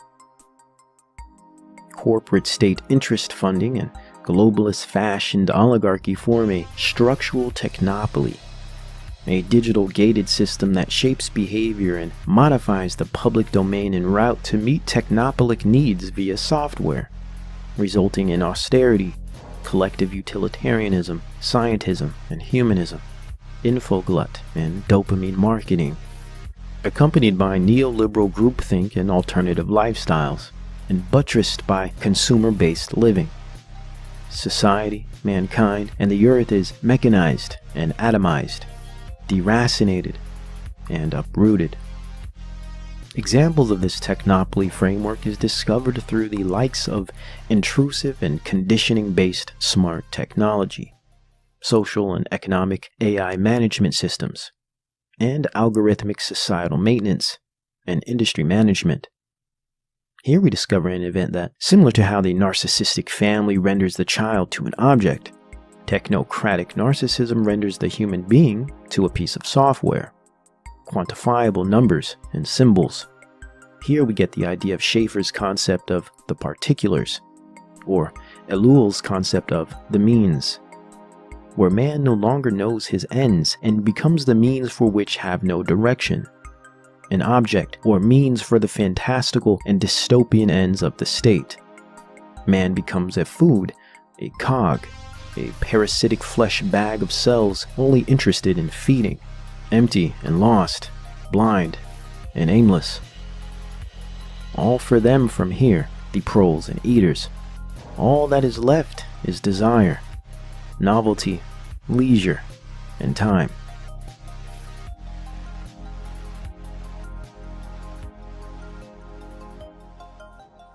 Then imagine mixing this with exaggerated amounts of useless information, also known as infoglut, and useless material products.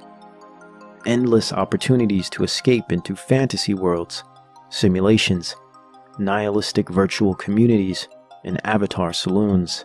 Media real quick, because I need as much social media action as I can get. Oh, my lights just went out again. Power has been shut off. Pay your bills. Where are my bills? Hey, out here. Pay rent. There we go. Rent only $4.50. That's not even that bad. Whereby the destruction of natural human engagement ensues. Relationships become business transactions. Getting to know one another becomes a shallow game of show and tell. Love becomes but a mystification, a religious ritual of you show me yours and I'll show you mine, until I am bored. As we spin the bottle on Tinder and cancel plans for dinner, we slowly become less human and begin to resemble the rote functioning of the devices we carry in our pockets.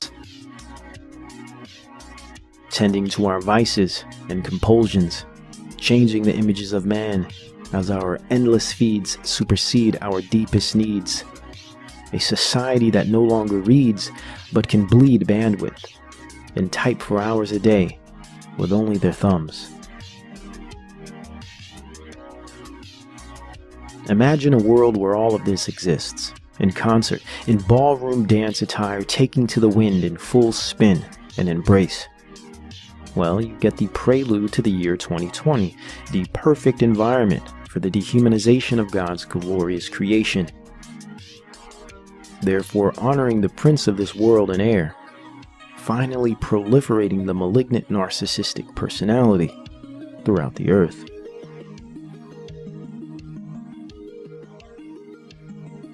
Next on the list of events is the power of industry and entertainment's cognitive manipulation, signified through the music industry, network news, Hollywood, and corporate-funded online media. Here we find the true battleground for mind and spirit of humankind. Mobilized and propagated through the tools of technopoly, the populace's passions are seized, and it willfully chooses its master, vacuous and rabid, lying down its life for the onerous task of death. Let us also consider the event of epistemology. Though technology media plays a huge role in that regard, the academic system has remained as a destructive force within the path of rational and virtuous human development. We can consider the negative effect of compulsory junk education systems that have moreover socialized and modified society instead of provided it in-depth learning capacities and classical and historical knowledge, and most importantly, a stabilizing foundation in the providence and truth of the Creator God and the finished work of Christ, through which mankind can understand, appreciate, and logically approach a fulfilling life. It moreover has remained as a statist system of humanist re-education facilities set out to manufacture uniform social groups and populations of malleable, predictable, basic functioning things instead of actual living people with sincere character and understanding, spirit, and authentic personage. Lastly, and I would say of most importance, this idea leads us directly to the concept of personal worldview, philosophical position or value system of the individual. That which comprises the self, the root and starting point of it all. As they say, if you knew better, you would do better. But it seems today we know more than we ever have. The information age has granted us intellectual license to dictate reality as we see it. Yet we still choose to behave in ways that are counterproductive to life and contradictory to what is right, moral, rational, and true. Have we learned to behave this way? Or has it always been part of the fallen nature of man? To put it another way, is family, society, technology, or culture creating a generational pool of narcissistic personalities? Or is the human by its nature, and when given conducive environmental conditions, inherently susceptible to pathological patterns of narcissism? Though a clear relationship between the two is present, the latter appears to be of deepest truth and evidence for our condition today. Hence our day of man being a lover of himself, a lover of pleasure rather than God. Covetous and proud in their affections, here we live in a fallen world amidst its inhabitants of fallen nature that are routinely encouraged to be self-conscious and practice a labored self-scrutiny that destroys any semblance of authenticity, any glimmer of spontaneity. All becomes a trite performance, to compete, to subsist, to exist. We all dance together trying to impress each other, yet despise and ignore one another's presence in fear of losing step of a perceived status or value. A plastic wall divides us all, further blinding our gaze and exaggerating our gait. We move with purpose, with the purpose of moving others, in which does the opposite of bringing them closer, by moving them further away. All of us actors and spectators alike live surrounded by mirrors. Advertising, technology, and entertainment manipulates and handles these mirrors. As cracked and worn as they are, since children they are all that life has seemed to be worth. As they say, you only live once, and since nothing truly matters, you might as well fake it till you make it, while ignoring the fact that what is effectively made is ostensibly fake. We live in a day when the creation disputes the Creator is the highest form of being. Stripped of its tenets, simply being merely becomes creative, and the creation of the false self becomes the highest form of creativity.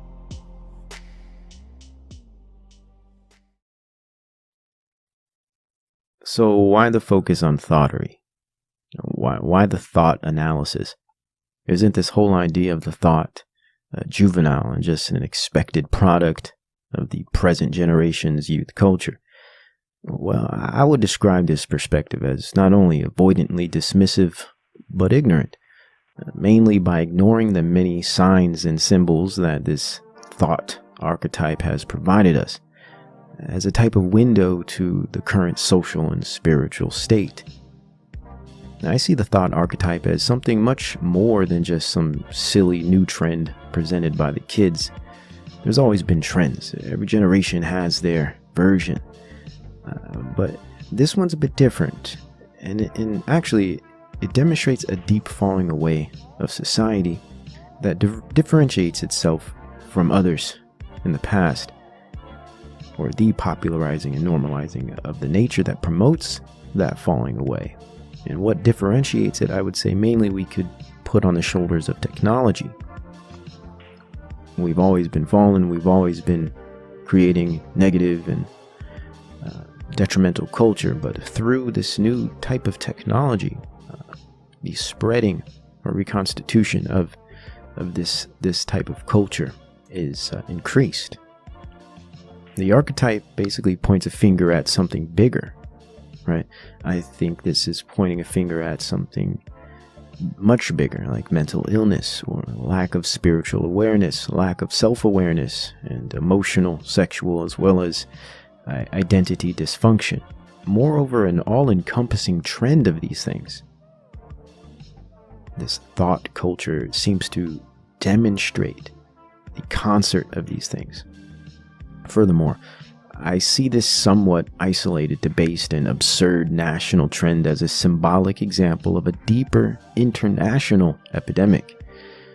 Just because something is camp or provincial doesn't mean it is void of much deeper implications.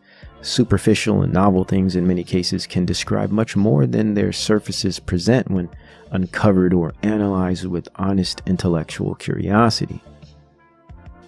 Also, I wanted to attempt to highlight some ideas, and I do understand and am well aware that the great majority of society has very little understanding of what narcissism truly is.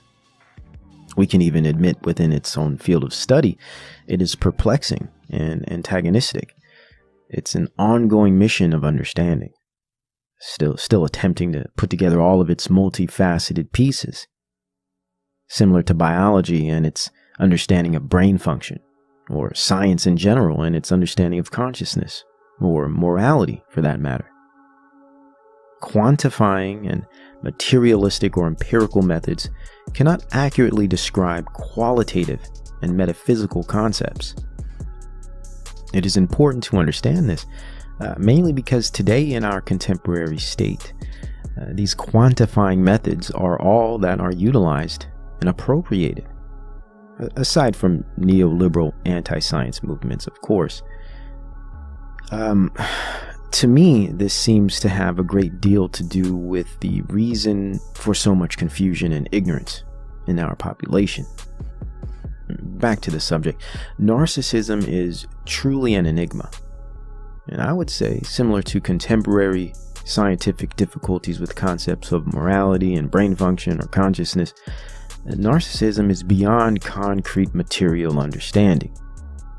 Possibly these concepts remain in their essences as maybe described by Kant, forms of noumena, things that are independent of perception by our senses, things that we can claim exist yet cannot prove through our sensory capacities. Actually, it reminds me of something like the Holy Spirit or faith. Blind knowing, the substance of things hoped for, the evidence of things not seen. And though we can collect data and aggregate behavior patterns in shared groups, observe replicable patterns in societies, put value judgments on our results, document patterned family and childhood experiences, we can demonstrate through our senses that these behaviors have a true effect on humanity, a pathological effect, mind you. And we can even create heuristics to monitor them, and labels and taxonomies to categorize the expressions and subgroupings. But how do we concretely pinpoint and define the essence of this affective thing. What truly is the source of this condition, and what is it made of? This is why I approach it as an intangible at its essence. Though psychology does as well, to some extent, the field also attempts to structure it in a way that makes material claims that present quantifiable and behavioral value, as in the positions of behaviorism, for instance, or neurology. Yet it ends up being useless when there's no intrinsic meaning in the results, or no qualification presented. Again, it renders these studies, that is, they render the condition and humans in general to systems, to programmable and random occurrences or rationally selected figments of nature. This type of data does not help anyone or provide any meaning. Moreover, this is pretty much why I take the position of a spiritual approach and a metaphysical ultimate understanding that can only be properly constructed through a theological presupposition, hence the spiritual component of narcissism. From my worldview, it can be described as a spiritual condition that works in a counterproductive manner when pathological or even subclinical. It seems to create a hyper-focus on the self that is in opposition to the deepest needs of human beings, which is community, family, procreation, and love. God has created us as social beings. Even materialist anthropology demonstrates this. And narcissism, when deformed, is inherently antisocial. And I would argue anti-human, or non-human even. Hence my given value judgment, which of course I do understand is culture bound and contingent on worldview. But by not taking this secular position, I make the claim that there is one truth, an absolute morality, one God, one faith, and a specific meta-narrative that has provided our condition and its ends. So, well, therefore I have the right logically to place my value judgments. Whether you agree, that's based on opinion. Just trying to qualify my reasoning behind claiming narcissism in it of itself is a negative or bad thing. This is, of course, excluding the adaptive or healthy versions of narcissism, of course. Yet we still have not properly even defined narcissism. Our population flirts with the tip of its iceberg. Its theoretical depth and entirety has been spirited away to unknown corners and quarters of academia, keeping it pretty much hidden from the general population. I don't expect society to even consider the academic realm of any real relevance to begin with, but I do believe its relevance is discovered when certain topics or concepts need thorough explanation and demonstration. And many people throw around the word narcissist and have no knowledge of its proper use, or possibly a mere pop psych commercialized concept of it, which for extremely practical uses I guess is okay. I mean, we all are guilty of utilizing complicated terms this way. But when we do it, not only does this misrepresent the true essence or value within the term, but it also confuses the term's user as well as receiver, thereby and ultimately causing a disservice to all participants. It's of great value to know that narcissism is an interpersonal phenomenon. It can only exist as a thing within a given social arrangement. For instance, it is a result and motivator of interactions between people. For instance, a narcissist on an island by himself would have no opportunity to demonstrate his narcissism without a subject to define his narcissism through. It would lose its meaning and therefore fail to exist. Narcissism can only be observed, defined, or analyzed when two or more people are involved. Similar to the concept of white and black racial identity. White identity cannot exist in it of itself without its counterpart to give it definition through its difference, which is blackness. Blackness as well cannot exist in it of itself without whiteness to provide it a counterpart to compare itself to. The result or experiences of the comparison and value judgments produced thereafter form the racial identity. They are inherently reactionary and codependent, which defines succinctly the nature of narcissism. Blackness and whiteness is but a silver coin. Both identities' formations are contingent on the influence and presence of the other. What makes me black is what makes you white, and vice versa. If an island had all white people on it, and they never knew or came in contact with so-called black people, they would not have a so-called white identity. They would have no comprehension of the concept of being white. It would simply not exist. It would be impossible to exist. Without each other as dependent counterparts, our identities fail to exist. Our identities are mere results of historical interaction with one another. The identity and existence of narcissism works the same way. Narcissism cannot exist without a counterpart to negate, just as white cannot have meaning without black to differentiate itself. Overall, similar to what sociology would term as racism, narcissism alike is interpersonally based. It is a social issue, an interpersonal impediment or influence. It is qualitatively culturally bound and quantitatively socially bound.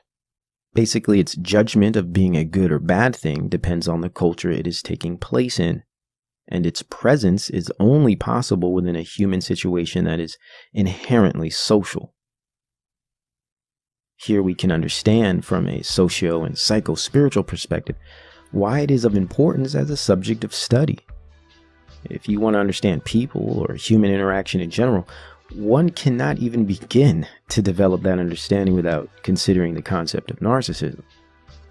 I am basically saying that narcissism is not merely a psychological subject. It is sociological inherently, yet at its base, it is a problem of theological proportions. A disconnect from God, the Holy Spirit, or noumena, results in a schism. A sensory fixation that turns inward and enslaves one's understanding and actions. In result, you get a person without meaning and stability, one that's codependent not merely on others but the manipulation of them, all in a fearful response to an unknown that has been discarded and exchanged for a familiar known, exchanging God for self. A familiar known, also known as a malignant self-love, that is actually a disguised self-hate. A self-hate that could have only been created by way of an interaction with an other. An interpersonal trauma that has resulted in a self-inflicting one. An adaptive behavior that becomes pathological and maladaptive. Self-refuting and insatiable. This is my view of narcissism thus far. As a continuum and enigma, it may not be well understood, but its effect is extremely socially and spiritually influential. Yes, narcissism, as it is described in research literature, is a continuum.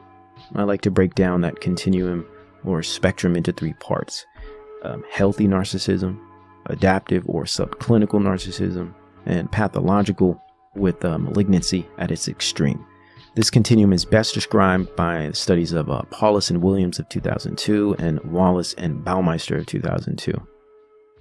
Though most clinical studies for a concrete scientific structure of narcissism has yet to be produced, its analysis and study as a social and psychological condition has generated demonstrably useful understandings of human experience, family dynamics, society or social relations, and the individual.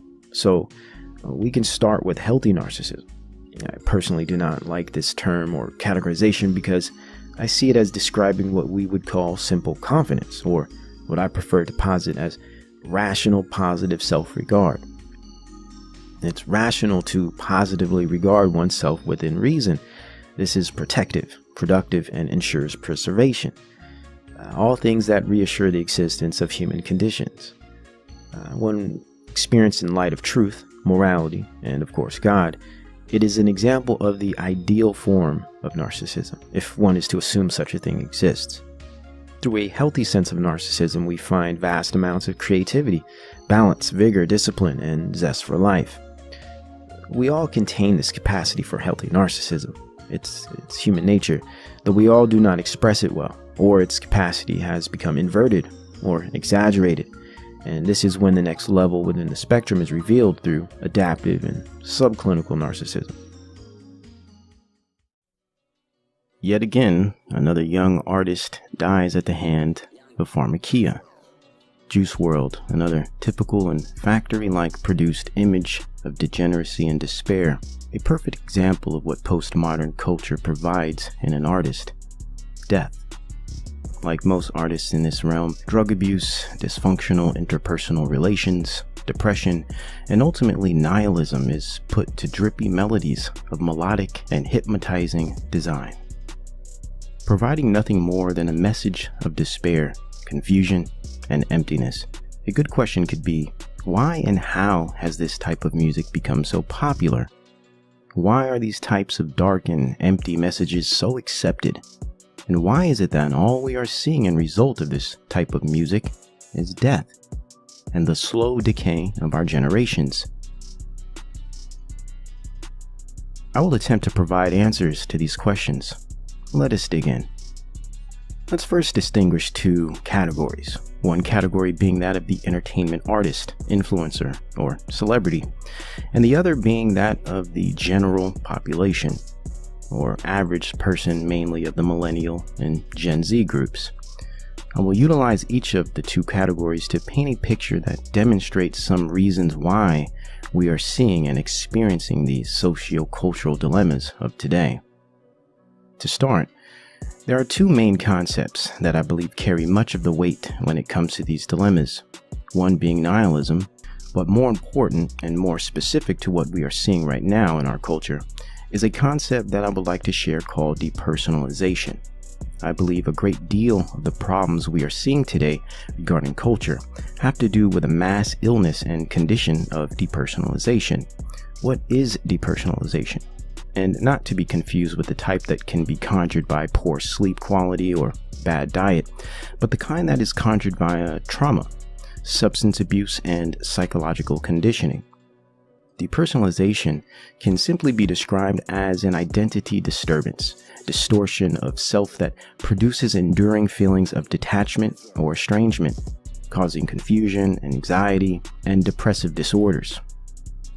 Let's start with the first category, entertainment artist / influencer. Narcissism plays an establishing role in all of this. We're living in a society today that cultivates narcissistic behavior in its culture, not merely through its superficial culture of cosmopolitan consumerism and viral celebrity, but mainly through its technological simulacra, or the social media hall of mirrors, in which no one really knows who they are and exist only to achieve the gaze of the other via screens, and systematically develop their false selves by attempting to get an audience to mirror their behaviors, as if people do not know they are real, until the other signifies their existence through a like. The endless battle to be seen, a structured colony of dancing and relapsing monkeys, artificial people that attempt to act real, and can only understand reality through a lens of memes. Thoughts and culture become minced and juxtaposed strata of memetics. Life becomes irony folded over itself to the point of existential absurdity. Actions and interests are mere mimicry. Self-esteem becomes an aesthetic. An identity is shopped for and purchased like winter sweaters. Subsequently, you will also find identities change with the seasons. Life becomes a dream, a corporate brand campaign with working nostrils, movie-like, and in many cases, completely virtual in digital format. Welcome to the year 2020. Entertainment artists like the late Juice WRLD and all the others only get to the position they are in through this level of lack of self and essential narcissism, the obsessive need to be seen and adored, revered for one's special uniqueness or talent. In other words, the spotlight, as it is so called, tends to be a haven for the narcissistic personality, like a moth to a flame. The pattern of this all is fairly simple. Of course, it all starts with a lack of God and a stable worldview, followed by abuse or trauma, usually in childhood. These children grow up with a hole within them, a void.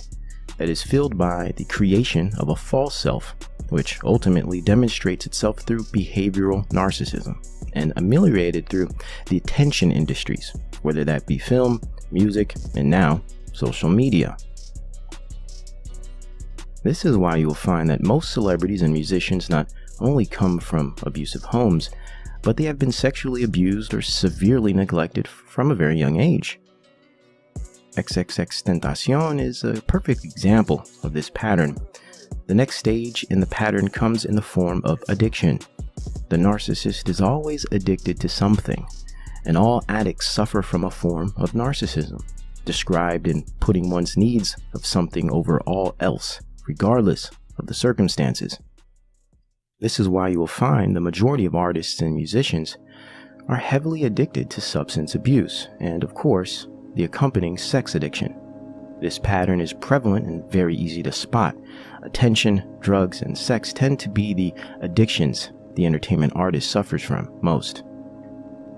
And it is essentially their lack of God and dis-ease of narcissism that brings them to this point, the point of a nihilistic worldview and a state of depersonalization.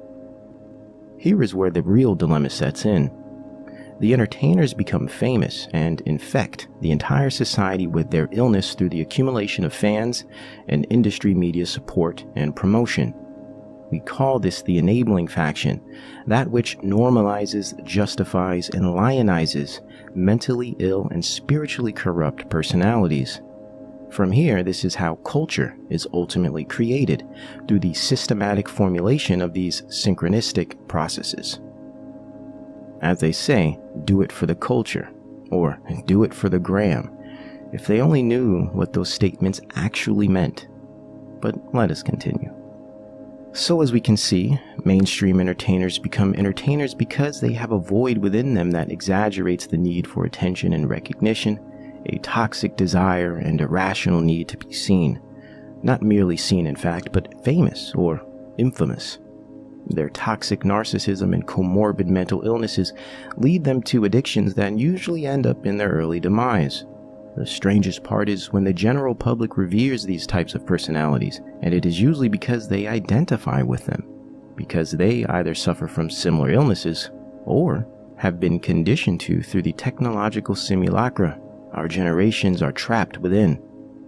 Their reality has become so distorted and misleading that they no longer make decisions for themselves, and have no way of seeing outside of the cultural paradox they have been consumed by. Now let's talk about the general population. Second category. Especially those born after, say, 1996. They're all part of a new breed of human beings. Literally. Their brains are wired completely different due to being raised in an era where technology has replaced many human instincts and behaviors. And no, this is not something called progress, though the establishment will love to fool you into believing so. An important point to address here is that, though neoliberal postmodern industries promote demonic and psychologically damaging material as cultural norms, it is the general public, and mainly the fans, that create what is popular, through their consistent support and mirroring. My contention is that they are stuck within a simulacra of social media sorts that has blinded them from reality. In fact, it has caused a fissure, a dissociative reaction that has developed into a mass epidemic of depersonalization. People are no longer genuine people. They are avatars and profiles, handles, and online personalities that do not carry over into the real world. Living a double life is no longer specific to extramarital affairs, but today, it is a sociological norm. In fact, alleged real-world things are established in the digital realm and take precedence over the physical world. Like how relationships today aren't considered relationships unless they are updated so on Facebook or established visually through endless look at us posts on Instagram, stories, and, well, you know the rest. Hereby, the actual physical relationship is ultimately less experienced than the experience of the attentional response given by the virtual audience that exists in the digital abyss. We call them social media communities.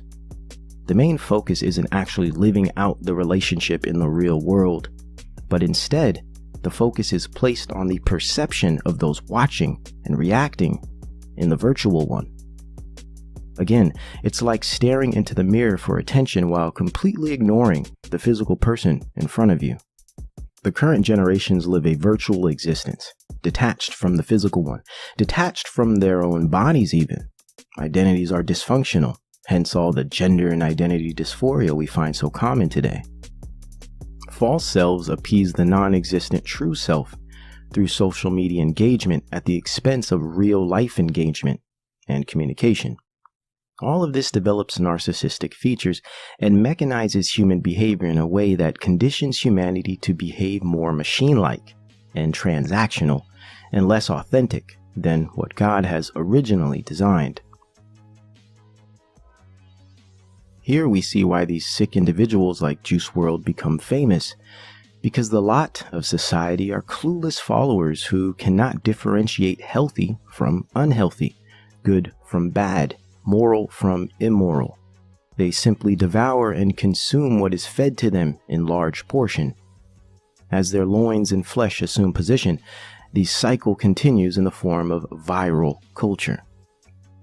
Even the word viral, which refers to virus or disease, perfectly explains the nature of this cycle, perfectly describes how and why it moves the way it does. Indeed, society is sick and diseased, hence the viral culture of today. Another important point of this current generation is the fact that they have been raised in a way that has robbed them of healthy interpersonal development. Most teens and 20-somethings today have developed their capacity for communication and interpersonal relation through screens and not authentic human contact. This dynamic has systematically restructured and rewired the human brain and has resulted in the depersonalized nature of society that we are witnessing today. Growing up in this technopolic society of screens and alter egos and multiple selves, this generation has suffered a dissociated and detached socialization. Mind you, this has never been tested prior, checked for safety or possible future results that may be negative. No, it was thrown on society like a blanket. No questions asked, no limitations drawn. Why do you think so many are insecure, depressed, unable to take simple criticism, and in need of safe spaces and refuge? Why are people today so lost and morally bankrupt that they would even consider death culture, as demonstrated by the likes of Juice WRLD? Because this generation is completely lost and lacks authenticity, truth, and of course, God. Hence their ignorance, sexual obsessions, and drug addictions. Lacking true identity, they latch on to entertainment personas for a semblance of reality, in which I argue is a hyper-reality. See, humans were never designed for this level of asociality, detached, technological existence where screens replace the real world, and postmodern relativism replaces truth and order. Why do you think we are falling apart? Because capitalism? The big bad patriarchy? Don't be silly. Humans are biopsychologically breaking down. The result is mental illness and depersonalization, which leads to addictions, depression, anxiety, psychosis, nihilism, and of course its logical end, suicide. Popularized and worshipped death culture is at hand. Another big problem here is the internet influencers that reciprocate and reproduce the illness. Internet personalities narcissistically exacerbate the problem by reconstituting the artist's messages and culture, by promoting it and making it relevant for their own personal gain, in the form of likes, views, attention, and career. They popularize degenerate mental patients for the sake of nothing more than cultural popularity and vapid virality, all while lining their pockets at the expense of humanity. Now take a generation that predominantly gets its sense of self and human engagement through screens, then add drugs, porn, and autoerotic addictions, all of which rewire the neural pathways, mind you. You will have the result of an entire generation of dissociated, atomized, and narcissistic humanoids. and big tech is only getting bigger, while genuine human interaction and authenticity is only getting smaller. How do you think all of this will play out logically? Think about it. We are so depraved and mentally disfigured that today, strippers, druggies, and prostitutes are the moral agents of sociological influence. But let us not forget that it is a requirement to be mentally ill and spiritually broken to be a stripper, a druggie, or a prostitute. Sex is not work. It is a means to reproduction and a glue that complements marriage. Anything else regarding it has been indoctrinated through the very psychotic and narcissistic culture industry platform that has been the prime discussion of this video. Stable, authentic, and complete humans would never participate in these degenerate realms, let alone even promote them and show open support. Hence the majority of society today that is unstable, narcissistic, spiritually detached from God and their own humanity, i.e., depersonalization. In a postmodern culture where pluralism supersedes logic, bad and good as categories do not exist, and amorality with relativism maintains the role of socio-cultural guidance, all you have left is nihilism, which is ultimately death. The culture of death.